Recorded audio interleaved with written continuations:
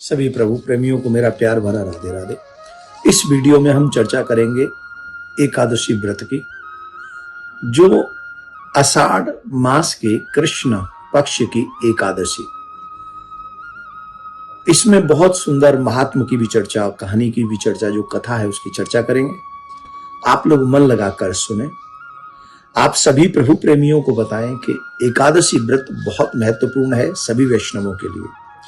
जो एकादशी के दिन अन्न भक्षण करते हैं उन्हें उचित नहीं माना गया है हमारे शास्त्रों में। धर्मराज युधिष्ठिर ने जब भगवान श्री कृष्ण से पूछा, हे प्रभु कृपा करके आप हमें बताएं कि आषाढ़ मास की कृष्ण पक्ष की एकादशी का नाम क्या है, इसके व्रत करने से क्या महात्म है, क्या फल मिलता है, कृपा करके बताइए। तो भगवान श्री कृष्ण कहते हैं, इस आषाढ़ मास की कृष्ण पक्ष की एकादशी को योगिनी एकादशी कहते हैं। इस व्रत से समस्त पापों का नाश होता है। जो कथा है वो मैं तुम्हें सुनाता हूं, ध्यान से सुनो।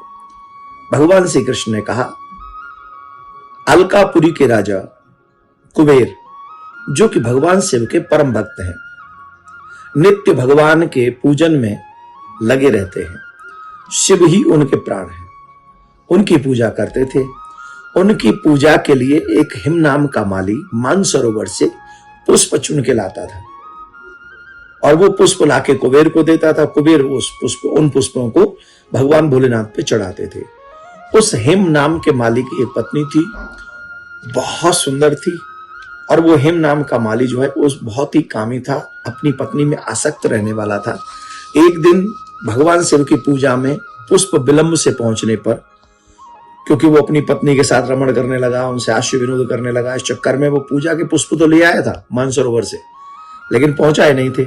जिसके कारण कुबेर को जब पता चला तो उसको बहुत क्रोध आया और उन्होंने कहा, दुष्ट, तूने मेरे भगवान शिव की पूजा में विलंब कराया है, मैं तुझे शाप देता हूं, तुझे पत्नी वियोग होगा, तू मानव बनकर जाएगा पृथ्वी पर, और पृथ्वी पर मानव बनकर जाएगा, तुझे कोढ़ होगा।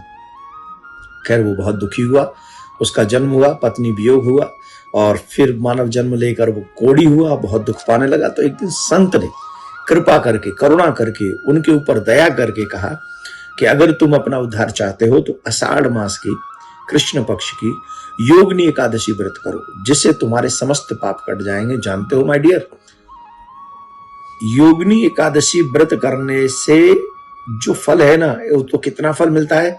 88,000 ब्राह्मणों को भोजन कराने का जो फल है, वैदिक ब्राह्मणों को जो भोजन कराने का फल है, वह फल योगिनी एकादशी व्रत करने से मिलता है। एक और बात ध्यान से सुने, भगवान की पूजा में काम विमुक्त होना चाहिए, काम युक्त नहीं होना चाहिए, राग मुक्त होना चाहिए। भगवान का जो भी व्रत हम करते हैं, उन व्रतों में हमें काम, क्रोध, ईर्ष्या, लोभ, मोह इनसे दूर रहकर भगवान की याद करनी चाहिए। खैर महाराज ने उनको कहा कि तुम योगिनी एकादशी व्रत करो, जिससे तुम्हारे पाप कट जाएंगे। तो उन्होंने संत की बात को मानकर योगिनी एकादशी का व्रत किया, और उस व्रत के करने से उसके समस्त पाप कट गए। और उसी एकादशी के व्रत का प्रभाव था कि उसे अपनी पत्नी पुनः प्राप्त हुई और उस कष्ट से वो मुक्त हो गए। तो इस एकादशी के व्रत का बहुत बड़ा महात्मा है, बहुत बड़ा महात्मा है। आप सभी एकादशी का व्रत करें। एकादशी का व्रत 22 तारीख को करेंगे। इस महीने की 22 जून को एकादशी का व्रत होगा, और 23 तारीख को 5:30 बजे से 7:24 तक इसका पारायण होगा। ध्यान रखें, प्रातः काल उठें, संकल्प लें, भगवान नारायण की प्रिया कांजू की पूजा करें और खूब जम के उनकी सेवा करें। सेवा करके ज्यादा ज्यादा स्मरण करें, असत्य से दूर रहें, काम से दूर रहें, क्रोध से दूर रहें, लोभ से दूर रहें, ईर्ष्या से दूर रहें, परनिंदा से दूर रहें। इन सब चीजों से दूर रहकर ज्यादा ज्यादा भगवान के नाम का स्मरण करें। जो मनुष्य ज्यादा ज्यादा भगवान के नाम का स्मरण करेगा, एकादशी का फल उसको अधिक मिलेगा। तो आप सबके लिए प्रिया कांजू कृपा करें, आप सबका आनंद हो, बच्चे सनातनी हो, ऐसी शुभकामनाओं के साथ राधे राधे।